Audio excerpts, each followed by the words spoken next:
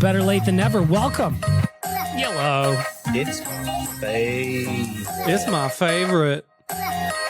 Fucking Anton Lander. I really like the back up. You know what? I don't got time for this. I gotta go to the hockey game. You know, so I'm going to turn the intro down. We're going to turn this off. I got a lot to get to in very little time. So let's jump in by saying thank you to the audio department for making all this possible. If you want to record a podcast like this one, go check them out, theaudiodepartment.ca. Rap album, spoken word poetry, indie album, folk album, any other thing that you want to do. Maybe a diss track, you know? Theaudiodepartment.ca, you can book in. Frank's excited about the audio department, always has been. Let's just jump into a couple of things that I want to get to. The first was, I'm going to do a quick Vegas recap because I just want to bring you guys behind the scenes in a couple of things that we were doing that we didn't talk about on the real life and ONR recaps that we did. Specifically what it looks like to work on a trip like this for us. I know a lot of it looks like we're just down there fucking around. And don't get me wrong, we did a lot of that. We did a ton of that, in fact, but that doesn't mean that we also didn't do a bunch of like really solid work down there. In total, I wrote, I think it was 12 articles in the 5 days I was down in Vegas. By the way, 5 days in Vegas, way too long. Anybody who says, oh no, 5 days is the perfect amount of time for a trip to Vegas, it's not. 2-3 nights max. 2-3 nights max. So shout out to AMA Travel for making it possible for us to even get there in the first place. That schedule change fucked so many people.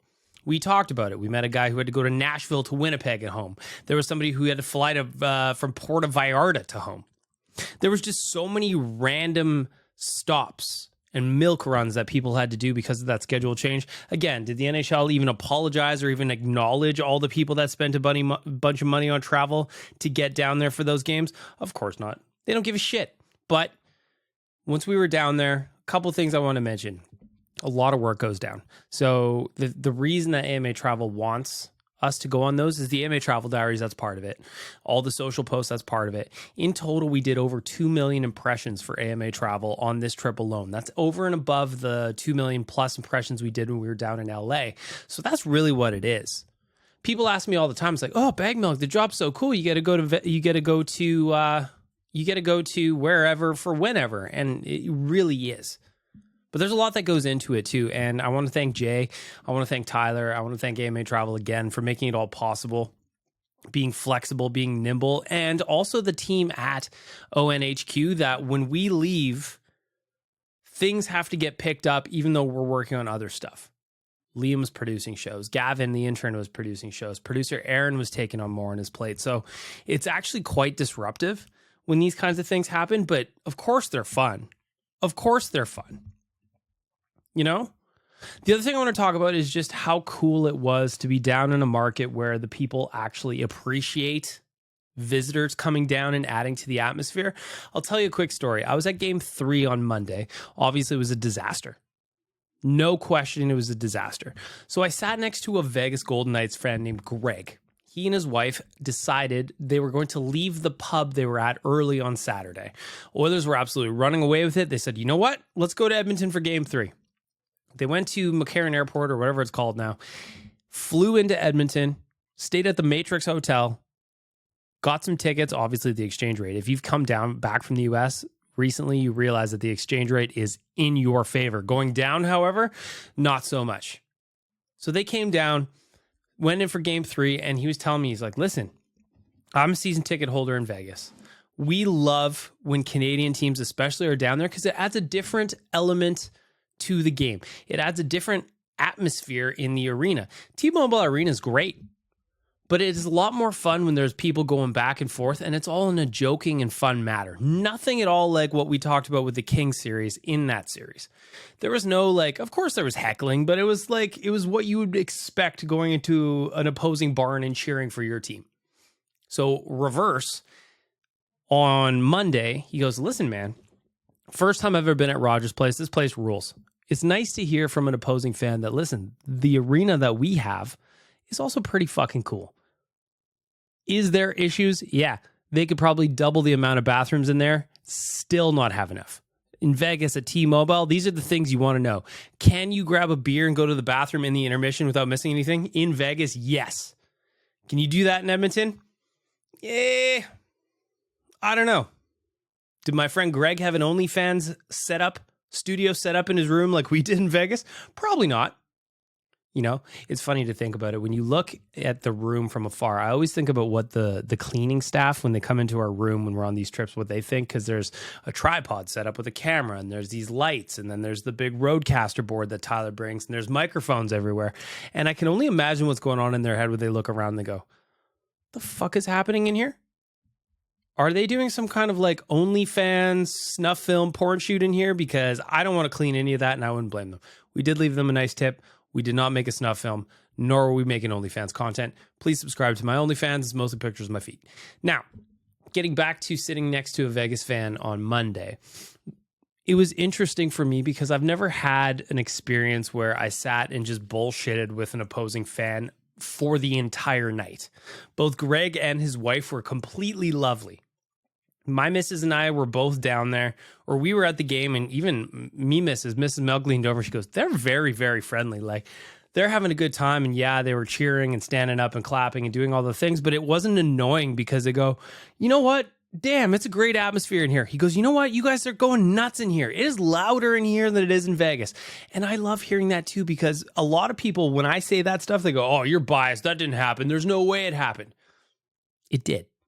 And it's fun for me to hear that kind of thing. And it's fun to hear somebody fly in from Vegas, come into our arena, and have the intro go, man, it is loud in here. You guys really take this shit seriously, which we do. And it was fun. And I just want to say, Greg, you're never going to listen to this. I explained that I'm a podcaster. I've explained what I do. And he goes, that's a job, huh? He goes, I work for a limo company in Vegas. I pick up people at the Wynn Hotel. And I was like, oh, okay. That is a very Vegas job. A very Vegas job. Point of the story here is, I guess I don't have one. It's just nice to run into fans that are cool, that are legit, that are not going to just shit on you for doing whatever. And not just Greg and his wife, who were lovely. I'm going to guess they were probably mid-50s, somewhere in there. But all the fans in Vegas. Really nice to see people that are just understanding that it's just sports. Really, at the end of the day, when you think about it, we're cheering for someone's clothes. That player wearing your clothes could wear the other team's clothes next year, and then they wouldn't be your friend anymore. Matthias Janmark. Laurent Brossoit. Also, shout out to Oilers fans, by the way, for giving Laurent Brossoit a standing ovation when he went down. I was sitting at the other end of the ice when that happened. I didn't really get a good look at it until I saw the highlights the next day. Man, tough luck for LB because he's had some injury issues. It seemed like he was playing well for Vegas so far in the playoffs, but just tough luck. And again, shout out to Edmonton fans for being classy and cheering him on, because at the end of the day, he's a former friend. He's a former teammate. He was a guy who I personally thought got treated quite poorly in the end. If you remember, he found out that the Oilers traded for Al Montoya while he was sitting on the bench between periods. He found out with the rest of the crowd. Just remember that. Remember that. I know that story for a fact, by the way. When he was in a different organization, somebody I know behind the scenes got that little story leaked to him. So keep that one in your pocket. Keep that one in your pocket. Why did I start the podcast this way? I don't even remember what I was talking about. Oh, yeah, the Vegas recap that you didn't get. Well, I didn't get to any of that. It was fun for me to just do the way I was writing travel diaries. I got the hang of it by the end of the trip, where I had a note open in my phone, and as if we had a minute to stop and sit and just be, I would knock out 2-3 sentences. And then by the end of the night, the more piled up I got, I should tweet some of the copy that I wrote when I was absolutely hammered, because you would think it was like, you know what it reminded me of? That Simpsons episode where Homer writes Marge a postcard. If you can go find that, that was me writing travel diaries as the night went on. And then the next day I had to decipher what the fuck I was talking about. Anyway, that was a long rambling start to the podcast. Let's kick off the news.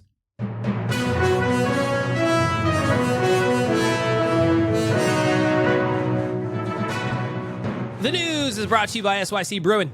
Go check them out at sycbrewing.com. I am going to have one of their clock-out lagers right now. They say it's for Fridays. Clock out every Friday with a flat clock-out lager for only $60, regularly $80. If you go into the website, I'm going to have one right now. It's 5 o'clock here. 5 o'clock exactly as I'm recording. Again, I'm going to rush through this podcast a little bit just because I've got to get to the game. I know I've got 3 hours, but I'm excited. I'm excited to get down there. I'm excited to, I think I want to wander around the moss pit a little bit today.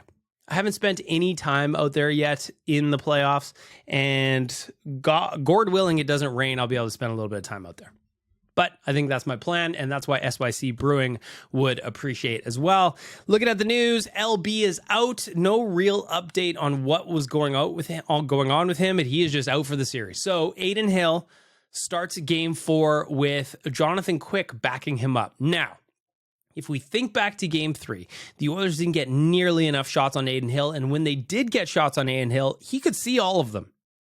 I said this yesterday on Oilers Nation Radio, but the reality is, in the NHL, if you have gotten to the highest level of hockey, no matter who you are, if you see that puck, you are going to stop it. And for Adin Hill, he had way too easy of a time.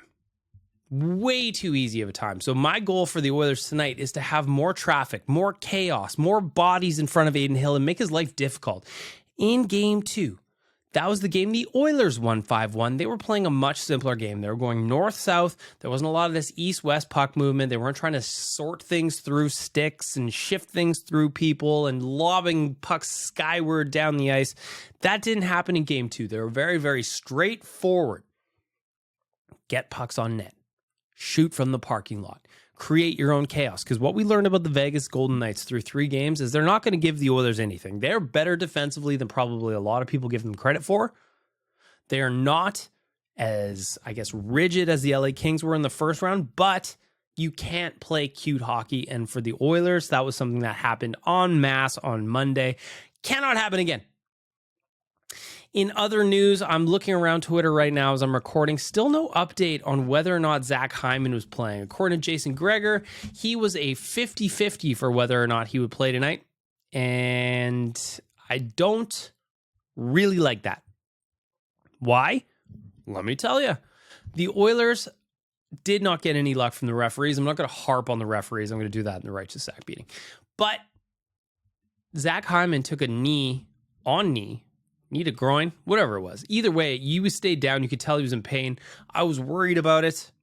I'm even more worried about it now because he didn't practice today. Of course, Woody's not saying anything, and that might be a good thing anyway, but I'm worried about Zach Hyman. We need him.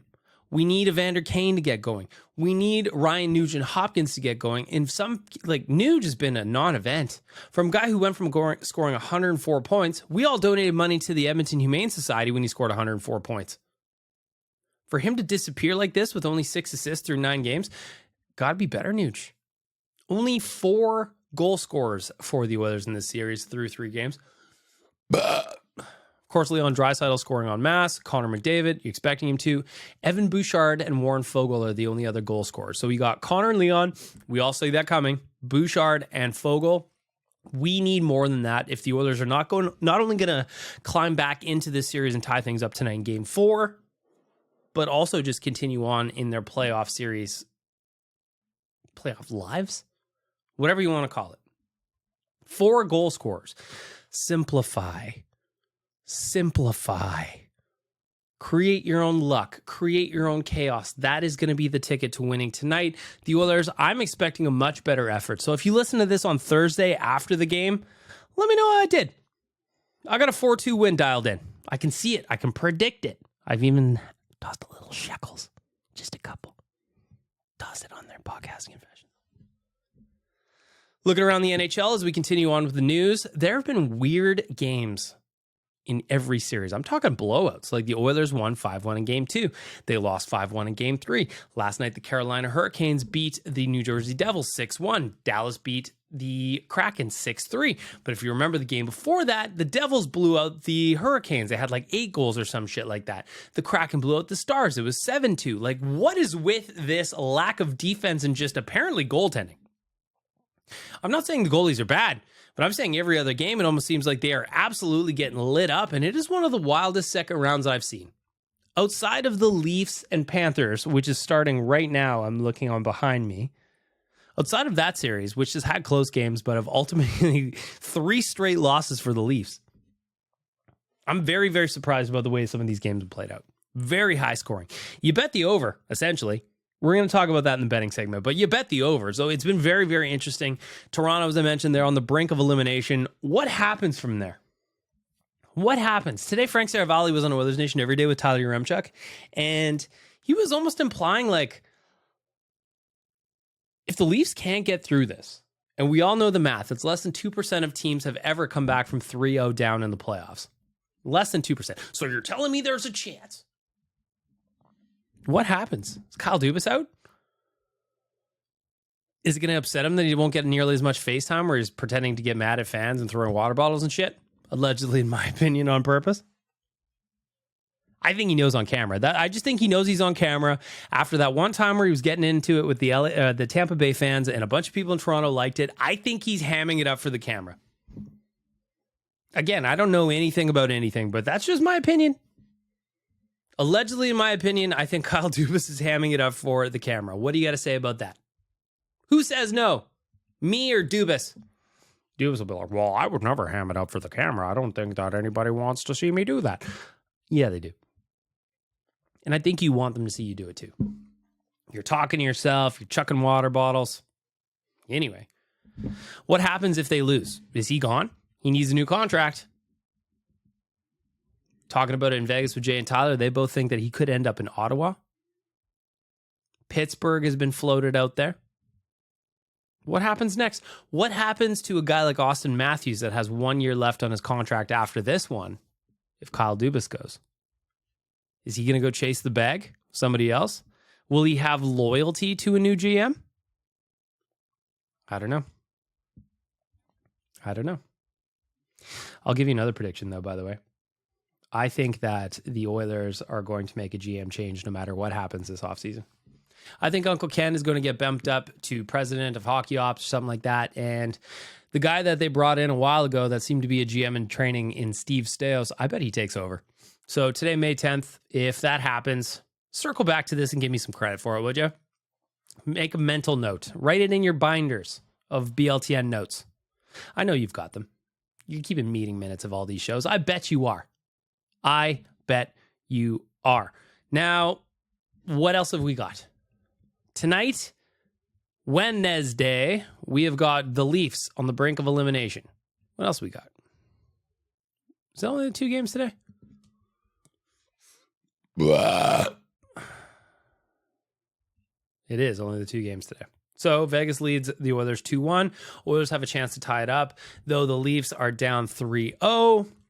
Looking ahead at tomorrow, Carolina's got the chance to put the Devils away. They are up 3-1. That is going on tomorrow. And then Kraken and Stars are tied at 2 apiece. Second round is not at all what I expected.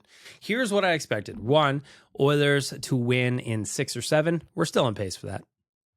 If the Oilers win tonight, we are in real good shape.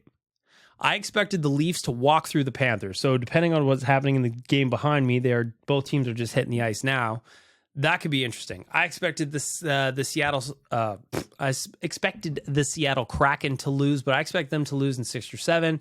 I think we are still on pace for that. I expected the Hurricanes to win in 6. They look like they could do a gentleman's sweep in 5, perhaps. Again, the oddness of the second round of the playoffs is there are so many damned high-scoring games. So many high-scoring games.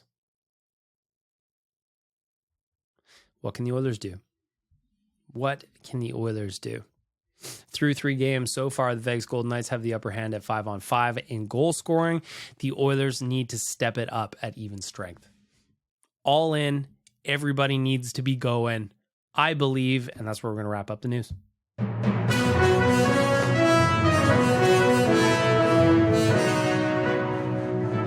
The news is brought to you by SYC Brewing. Check them out at sycbrewing.com. Maybe you too want a clock out lager. I'm going to crack one here right away. As soon as I'm done this. As soon as I am done. They also have other stuff too. You want ciders? Go get a cider. Come on, man. Come on. You're listening to Better Lait Than Never. What you need to do is leave a nice little review. Like and subscribe. Next. For my friends at Betway, provided that you are 19 plus and can do so responsibly. Let's talk a little betting ahead of game 4. I feel like the Oilers are going to bounce back. I got my shit absolutely stomped on Monday in game 1. I was feeling bullish. So today, still feeling bullish, but I've also got a little bit of cautious optimism in there. So what am I doing? Connor and Leon both to score at plus 200. That is my risky business bet of the day. My parlay of the day, over 5.5 total shots in the Oilers to win at plus 155. So we are chasing the juice a little bit on both of those. But if you want an easy money bet, something I'm looking at tonight is for the Oilers to get over 33 shots on goal. They did not do that in game 3. They did not put nearly enough pucks on net. I'm expecting the boys to rectify that one. That is a minus 118. And there you go. If you were looking for some bets, I beg you, why not join in with me? Why not get something involved? Why not earn a couple of shekels? Again, thanks to our friends at Betway, provide that you can do so responsibly and that you're over 19 plus. I am Optimus Prime, and you're listening to Better Late Than Never with Bagged Milk. Autobots, transform and roll out. Thank you, Captain Felton. Of course, he is in town, flew in from Vancouver. It's time for the righteous sack beating. You want to see a man, boy? I'll show you a man. Kick me in the jimmy. The Righteous Sack Beating is brought to you by Trilogy Oilfield Rentals. Of course, they are an established provider of tools and expertise across multiple oilfield disciplines, specializing in rentals, pipe recovery, abandonments, and completions. Currently, they maintain full-time operating units in Provost, Weyburn, and Kindersley. Rental tools, fishing tools, coil tools, drilling tools, completion tools. Come on. TrilogyRentals.ca. So what is the Righteous Sack Beating today? I don't want to get into this too much, but damn it, it's annoying me how I'm going to ignore the Edmonton Oilers as best I can here because the refereeing in the Stanley Cup playoffs is absolutely horrible. Absolutely horrible. It's been inconsistent. There's been calls that have been blatantly missed. There's been ticky-tack stuff going the other way. For all teams, I'm going to say. There are 8 teams remaining in the playoffs, and I bet you all 8 of them have had some incredibly questionable calls by some refs that are just either, one, managing the game, because we've learned that managing the game is a thing, or 2, they're just blatantly not paying attention. In Game 3, I think of 2 calls that were missed on the Oilers in the first period that, in my opinion, completely changed the outlook of that game. 1, the missed high stick on Kyler Yamamoto. That was immediately before the Vegas Golden Knights scored a goal. It happened again on Ryan McLeod, another missed goal that ended up in the back of the Oilers' net. I talked about Zach Hyman. He's a 50-50 chance to play tonight. Why? Because there was a knee-on-knee that was missed right in front of an official, and I know it's a hard job. And generally speaking, I feel like penalties are going to even out over the course of a series. I really, really do. But there are just times where some in-game officiating is so bad. So bad. Like, all I could think of, and this is a tinfoil hat theory, and I don't like to get into it, but I'm going to do it because it's the Righteous Sack Beating, is because how is it that the Oilers earned 6 power plays on Saturday and didn't get a lick of anything on Monday until the game was long over? On Oilers Nation Every Day, Sean Bell was asked about it. He played in the show. He played at the highest level that this game has to offer. And he goes, those garbage time calls when the game is all but over are just trying to get the stats right. The Vegas Golden Knights had 4 power play opportunities on Monday.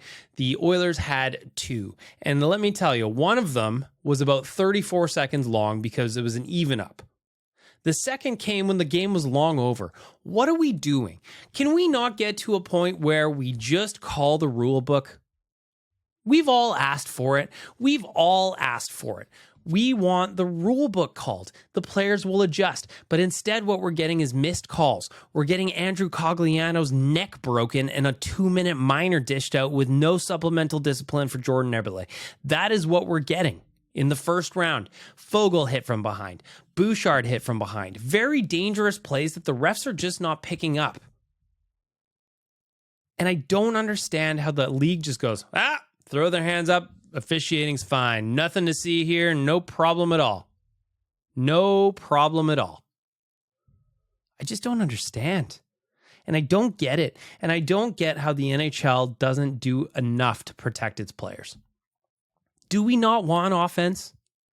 Do we not want more goals in the games?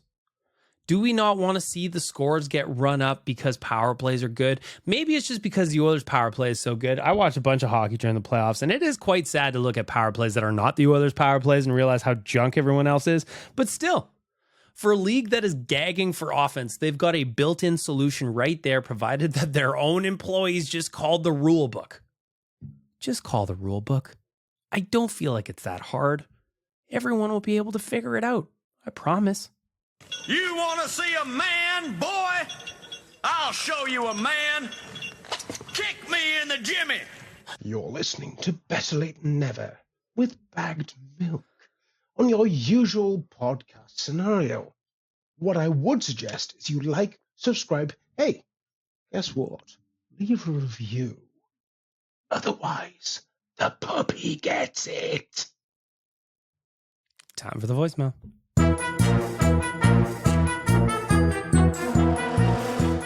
I want to say goodbye to South Island Pies. The sponsorship just ran out, but that doesn't mean my love for South Island Pies has run out.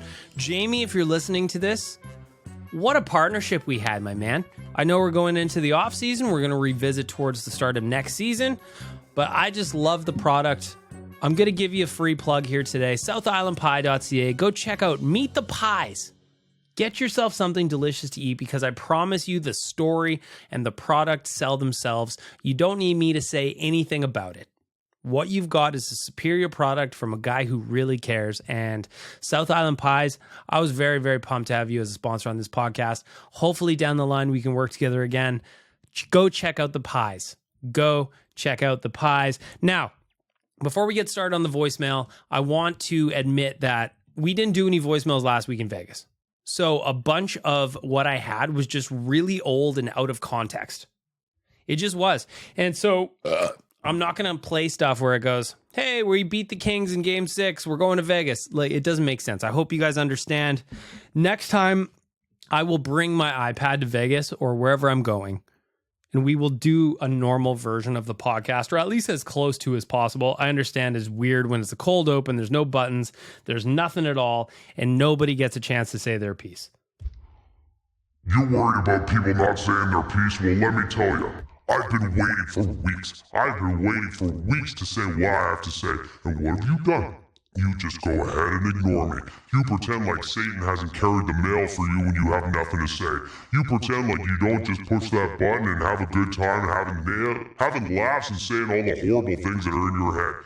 That's what Satan's for. And you've gone and forgotten me, man. This is bullshit. You're bullshit. Sorry, Satan. First voicemail, let's get to it. Oh, hello. This is your favorite voicemail This is so weird. character. The Piss Wizard. Fuck. On Piss platform, the Donkey Volley. Oh man, that's a really nice impression. Dukes is putting the work in here on this impression. And you're listening to Better Late Than Never. The podcast where we hate that stupid Australian cunt. It's just it's just so aggressive. Just the hard C-bomb. So just to bolster the voicemail, because we don't have too many this week. And again, I apologize if you left something in. I did listen to them. They're more timely than that. They're more timely than that. So I asked today, about to start recording Better Late Than Never, what's your biggest key to victory for Game 4? El Cola Grande says, bring back Gaetan Haas. Could not agree more. Larry Westergaard says, allow fewer goals. Huge. Taylor Smith says, need some big PPs. Don't we all? Mainliner Tim says, try less. Play as a cohesive team. Don't be a superhero doing it all yourself unless you wear 29 or 97. I think that is a great one from Mainliner Tim. Way too much cutesy plays. Game 3, I actually thought Warren Fogle was the best player that the Oilers had up front, and that's a problem. That's not a slight against Warren Fogle, but he can't be your best forward on the night. He just can't. He could be a great extra piece, but he can't be the best forward. Steven says, show up on time and work hard. Hard work beats skill when skill doesn't work hard. Shout out to Uncle Timmy. Geekily Confused says, not being afraid to take a risk. The team doubts itself way too much. They have more talent than Vegas. Captain Felton says, nuggy goal and better decision making. VGK says, I think we should get pucks deep, start banging bodies, you know? Got to play our game, work hard, and the results will come to us. Thanks, G. Mike Destroyer of Taco says, be on the right side of the pucks and players and push the pace to force penalties. Score more goals than Vegas as well. Zach says, the 5-on-5 luck needs to even out and Connor's got to have one of those games. John Muckler Spectacle says, be on the right side of defensively and don't get caught chasing the Knights. Next voicemail. Okay, now. Good afternoon. That was weird. Was that the voicemail? Okay, now. Good afternoon. All right. Adrian says, Skinner needs to be better. B-Rad says, under-discussed physicality on the forecheck. VGKD are a strength, and they haven't had a hard enough of a time. The physicality gives everything something they can accomplish, pulls guys into the game, and gets energy in the building going. I like that one as well. Yegdeal says, quit with the fancy play and just pepper the goalie and make his life difficult. Amen. Chicken Batman says, work ethic. Nick says, neutral zone control. Amorphous says, being more active in the defensive zone. You cannot allow guys to walk into the high danger zones. Better outlet passes. Basically just a better structured game. Next voicemail. You know, let's go, Oilers. There we go. There's two sneezes from the donkey. This is going to be 2-0. Could be 3. Power play. This could be a power play sneeze. 3-0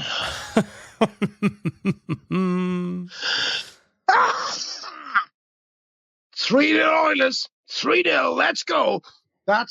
This is better than Frank's picks. This is the Donkey Sneezes picks. It's Oilers 3, Vegas zip tonight. Oh. I like that prediction from the Donkey. Oilers Girl 35 says only 4 Oilers have scored this series. I was talking about that earlier. The rest of the guys need to find the back of the net. Amen. Biscuit says smart stick-to-stick passes, a big energy boost early by playing a heavy game. Get the crowd going. Sam says we need good Oilers to show up, the team we know they can be. Tom says scoring more goals. It is a key to victory, I guarantee it. Mark says more physicality. We haven't played to our size. Beat them down. Duggar says Skinner and Nurse bouncing back. They were horrendous last game. Wade says, as is the key in any game, score more goals than the opponent. Couldn't have said it better myself. Next voicemail. Sweet Caroline. Dun, dun, dun. We just won in Vegas. Oh, yeah, mate, this is Dukes. Fucking trying to be the donkey, obviously. It's, hello. Oh, yeah, mate, just trying to do the donkey, because, no, he's a fucking Sheila. He's a cunt, etc. Because donkey never says cunt. You cunt. It's just so sharp. It's so aggressive, too. Like, you guys are out of your minds. You really are out of your minds. In the best way possible. In the best way possible. Two-Turn Larry says, I need to raise my BPP. Thinking around a 4 BPP should do it. We all have to do our part. Two-Turn Larry. Plant-based Patty says, I don't want to hear how bad the defense was. Good goalies can steal games in the playoffs. Ari says, details. Enough of the miscues and defensive breakdowns. That's a great one. Spartan says, tighten down on the D. Don't let them have 40 shots. And those rebounds and low goal line shots need to be blocked. Mason says, play the full 60 and stay out of the box. Next voicemail. Good afternoon. You're listening to Better Late Than Never with bagged milk. Uh-huh. The second most sexy thing to come from Edmonton since Liam's knee. Ooh. Yes. Donkey approves. Does Liam have sexy knees? Is that a thing?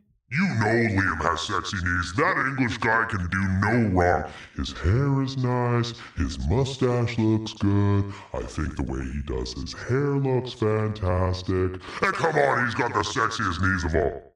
Satan is a big fan. Ari? Biggest key for Game 4? I'll tell you what it is. Stop shooting yourself in the foot. Yes. Stop it. Yes. You're more than capable of not allowing a goal immediately after you get one. 100%. That is something that's driven me nuts about the Oilers in the playoffs and just the season as a whole. They'll score a goal and they'll be like, woohoo, hanging the mission accomplished banner, and then one goes right back in their net. Attention to detail, family. Attention to detail. Enough of the miscues. Enough of the no attention to details. How in the hell are they just getting to the front of the net like that? It's a fair question. That makes no sense. None. Cece needs to be better. Yep. Freaking Nurse needs to be better. Yep. What are we doing here? There's a lot of guys need to be better. Like, details, man.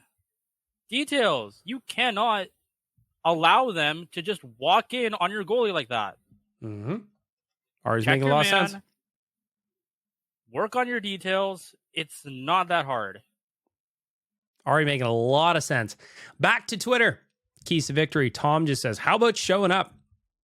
Hard to disagree with that. Tristan says, play better than a rookie CPU on NHL 23. A little vid talk there. Mark says, put their skates on tight, no easy nights. Morning Wood says, how about we defend? Key to victory from, I don't know how to say this, not losing. Good one. Ryan Spatowski says, big hits from Bukestad, Costin, and Seaweed. Final voicemail of the day is back to Ari again. You know, it really feels like that all the goals that Vegas scores, and even Los Angeles, all the goals, at least most of them, 80% of them were like off of our mistakes. Yeah. And just lack of details. Mm-hmm. So if they just clean that up. 100%. Like, I said I wrote random thoughts about Game 3 yesterday at OilersNation.com. Go check that one out. I said in that article, it's just, Oilers shot themselves in the foot every chance they got. There was not many instances where they were making clean breakout plays, clean zone entries, all that stuff. They were lobbing pucks up the middle, into skates, into sticks. Vegas was congesting the center of the ice very, very well, and the Oilers can adjust. The Oilers can adjust. They're going to be just fine. I agree. Connor's doing his thing. Leon's doing his thing. Need Nuge to do his thing. We're getting depth scoring. It's just the details, man, in the defensive end. Yep. They can be better than this. 100%. That's it. It's the only thing. They just clean that up. It's less pressure on Skinner and Campbell at this point. That's it. That's it.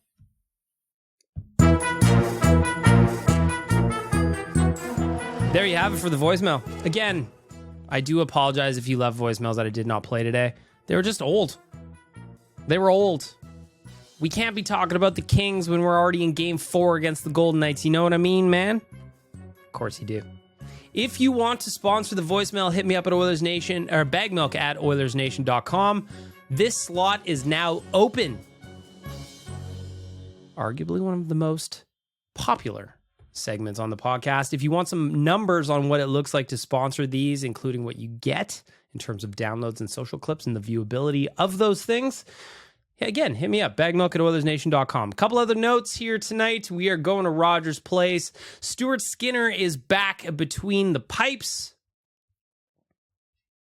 Another news on the 32 Thoughts podcast. Elliot Friedman wonders if Mike Babcock could be making a return, possibly with the Penguins. Weird. Also, as I was recording, Connor McDavid was named a Ted Lindsay Award finalist. That is the MVP as named by your peers. Personally, I think that one matters more than the Hart Trophy because it's voted on by players as opposed to media. Just me. That's just my opinion. So shout out to Connor McDavid for another Ted Lindsay nomination. I do appreciate the way he is the best player on earth. It's not exactly a secret, is it? I expect him to win the Ted Lindsay. I would be stunned if he doesn't win that one. I would be stunned. But stranger things have happened. Stranger things have happened. If you are listening to this and you go, man, I want to come to an Oilers Nation watch party. Well, Friday is your next chance at Greta. Go check them out at gretabar.com/book. This is going to sell out again. We are going to be a packed house at Greta on Friday. If you want to join us, do not wait. Do not wait. Do not wait. Do you understand me? Of course you do. You're not an idiot. You're listening to this podcast. And just to wrap it up again, we're going to keep it tight because I got to make my way to Rogers Place here shortly. I want to give a shout out to Trilogy Oilfield Rentals and to Betway and to Greta. Lastly, if you're in the city, go check out an Oodle Noodle location. Get yourself some free Oilers Nation stickers. I will be back again next week. Be back on our regularly scheduled programming. If you leave voicemails, they will get played. Just try to leave them closer to the normal Wednesday recording date. That's probably the easiest way to do it. My apologies. This is going to be a little bit shorter. I thank you anyway. Ty, take us away.